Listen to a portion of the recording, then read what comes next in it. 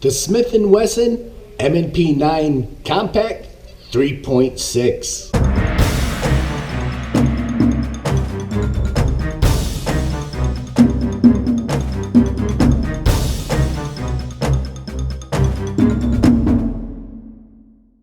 Here we go, first shots. I've been waiting for this.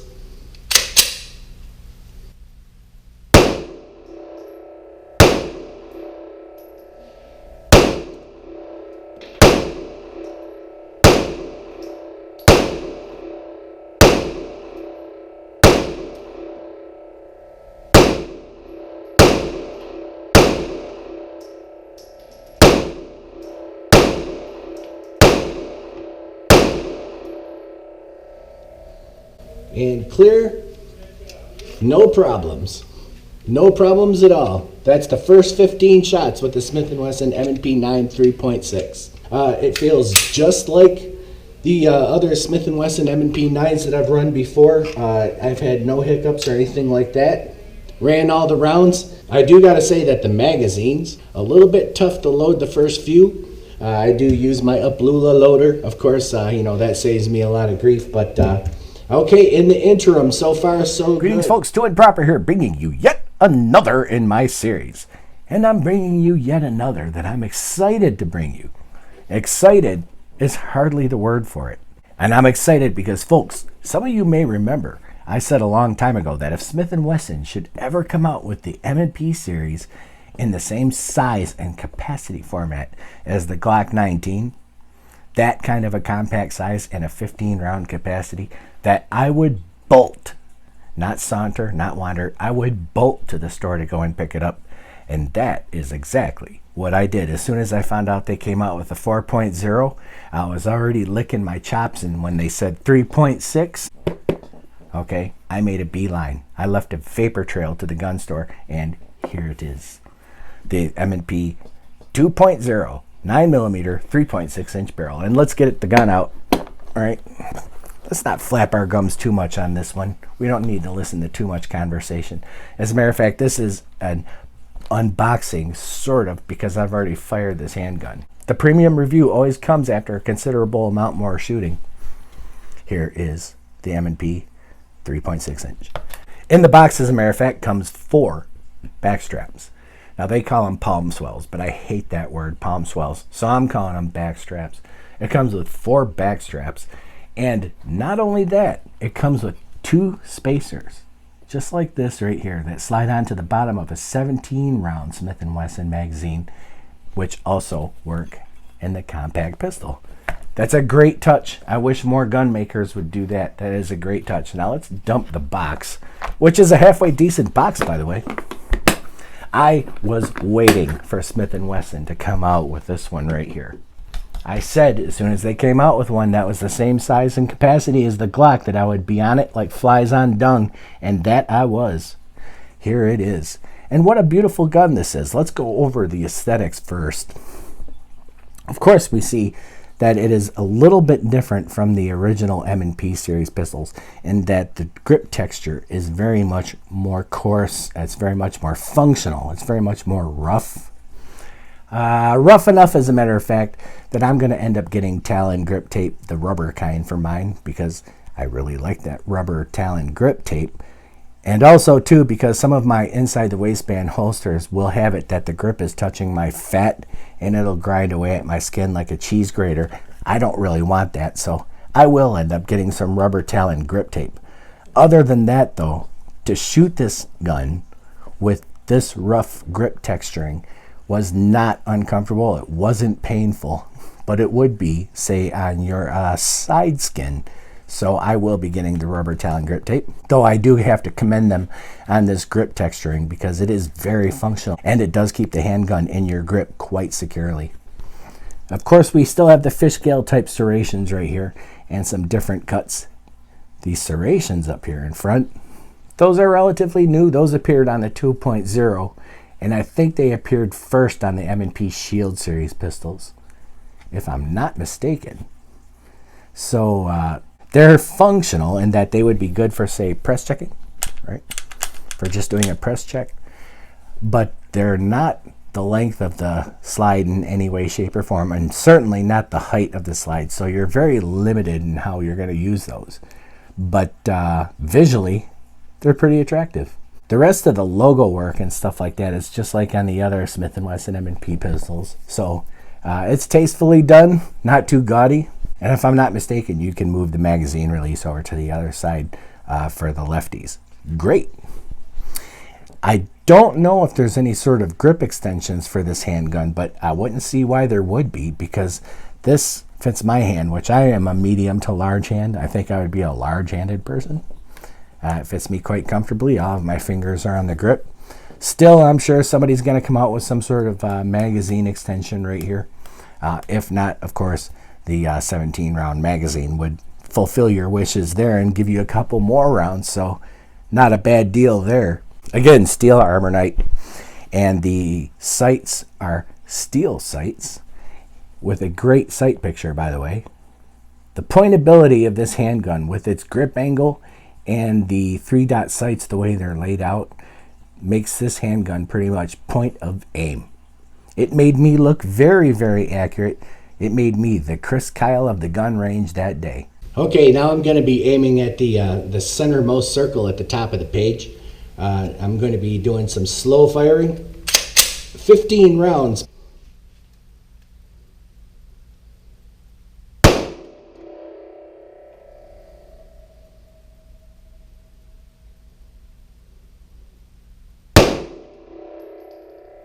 Bad, bad, bad.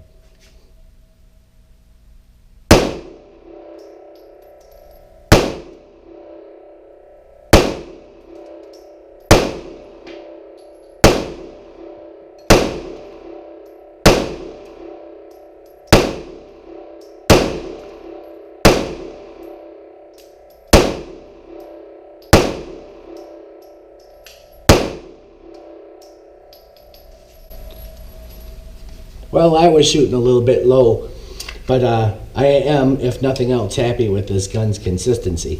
And also with these sights too, it's got that usable shelf right here, right? It is straight up and down.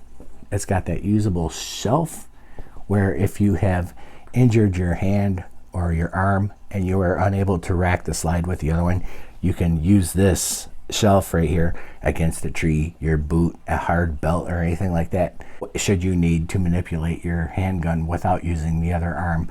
So that's a good assist right there. On the top right here, you can really get a good look at the steel armorite up here on the top of this handgun.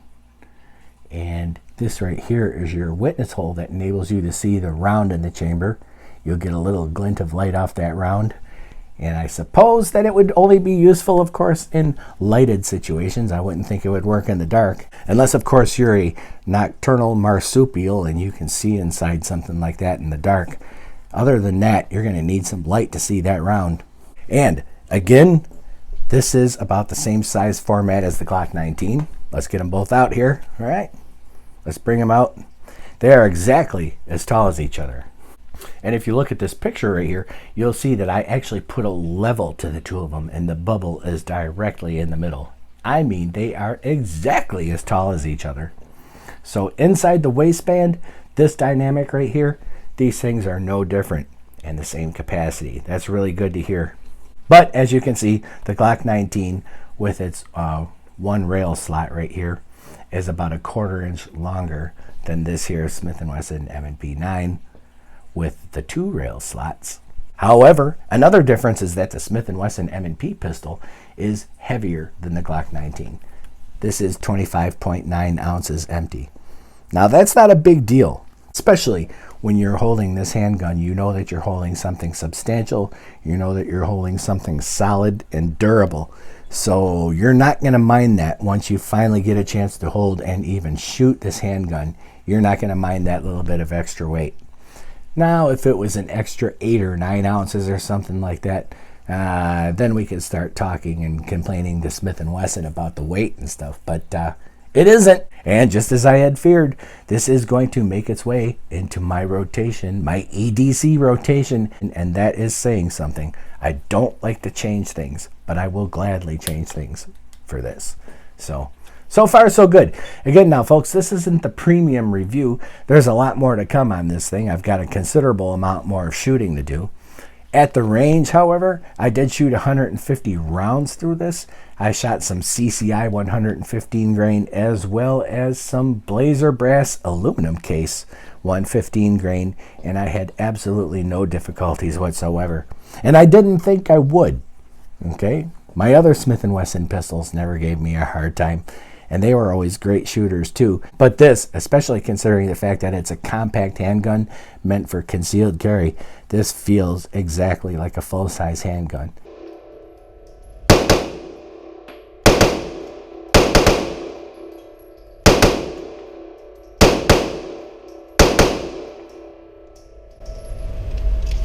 Woo! There was some rapid shit in there. It does not feel any different to me than the M&P 9 full-size. At least not that I remember. And when you take into consideration its grip angle, its ergonomics, its grip texturing right here, and its 3-dot sight picture, this one is a fun gun to shoot. This is one of those handguns that when you're going to the range, even to test another handgun or something like that, you're going to want to bring this too, because it's that kind of a fun gun to shoot. I shite you not. But folks, this is it. This is the M&P 9 compact 3.6-inch barrel 2.0. Boy, what a mouthful. By the way, did I thank Smith & Wesson for coming out with the M&P series pistols in this size format? Just wanted to make sure. But folks, that's it. Thanks for watching. I'm Too Improper. My email address is scrolling across the bottom of the screen as we speak right now. tooimproper@gmail.com. Write and I'll answer you, provided you're going to be polite about whatever it is you have to say, and if I've got the time. And also, don't forget, you can also write to Tattoo Cat. That's TAT, the number 2, KAT, @gmail.com. He'll be happy to answer you as well. And folks, don't forget to check out 14K in Westland, Michigan. 14K Golden Pond on the corner of Ford and Wayne in Westland, Michigan. Great guys, those guys down there. A lot of fun. Also, too, don't forget to check out Not Just Guns in Mason, Michigan. www.notjustguns.com. Check them out. And folks, don't forget, Patreon is about 1 centimeter away from being completed. Coming soon. Patreon, WordPress, Instagram, and the Too Improper channel on YouTube. What a winning combination. I'd like to see you there. Thanks for watching, folks. God bless America, and keep on protecting your families, yourselves, your country, its flag, and its honor, because it's the patriotic thing to do, and you all know very well it's the right thing to do. Okay, next I'm going to go ahead and move into controlled double taps here. So I've got 14 rounds in this 15 round magazine for a series of 7 double taps. I'm going to press and do my shots like that. And I'm just going to do some double taps, and that should be about it. So here we go.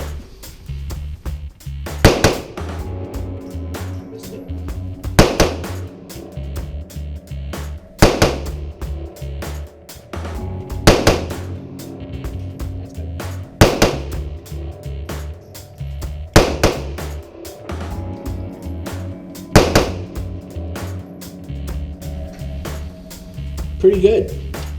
I love the trigger on this thing, and the reset is just right for me. By the minute, I'm watching my EDC rotation change. Okay, here we go, more double taps.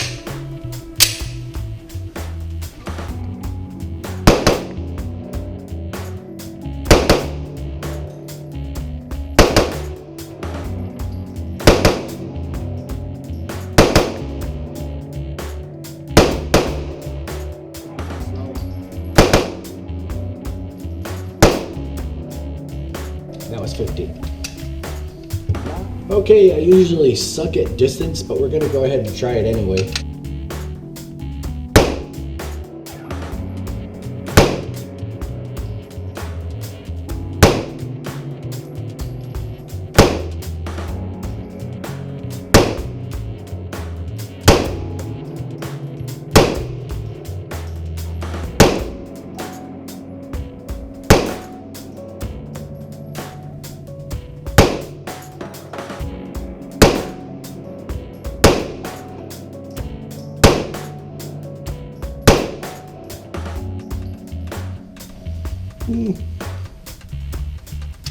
That's me. That's not the gun.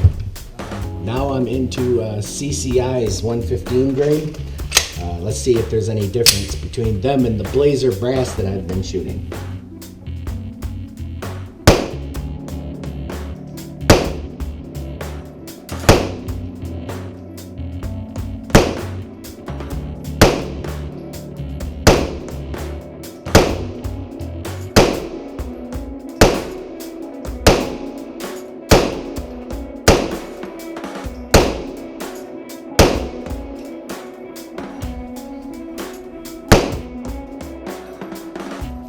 Yep, it's confirmed. I love the way this gun shoots. This is going to be my 15 rounder in my EDC rotation. Now, what a lot of people ask is what goes on in concealed carry classes. And some of what does go down in your concealed carry classes is they want to make sure that the shooter is able to hit something the size of a piece of paper at about 4 or 5 yards without aiming, right? Just to make sure that they can control the pistol. And that's what I'm going to do. I'm going to do some no aims here at about 5 yards. This thing is such a natural pointer that I'm very sure I'm not going to have any difficulty whatsoever getting the rounds on that piece of paper. Although you never know because you are not aiming. But this is a very natural pointer, so let's see how it does.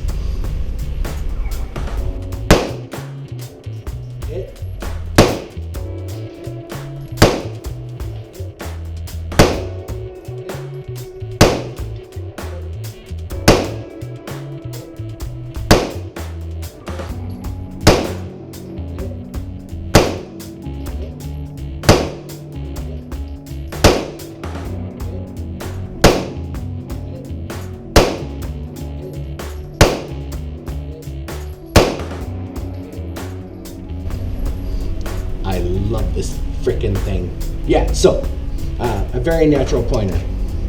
Thank you, Smith & Wesson, for finally answering our prayers. Just gonna run some straight up double taps again.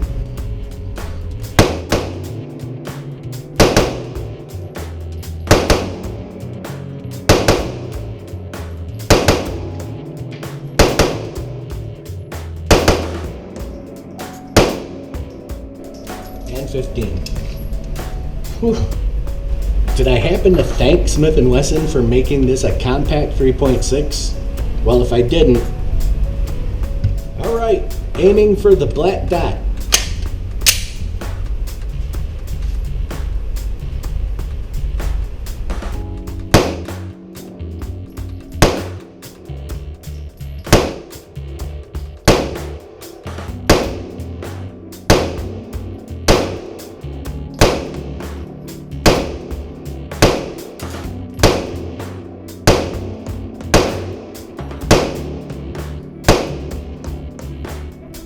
Yeah, I'm a little more than casually satisfied with the performance of the Smith & Wesson M&P 9 2.0 3.6 inch barrel. And my last 2 rounds will be one-handed.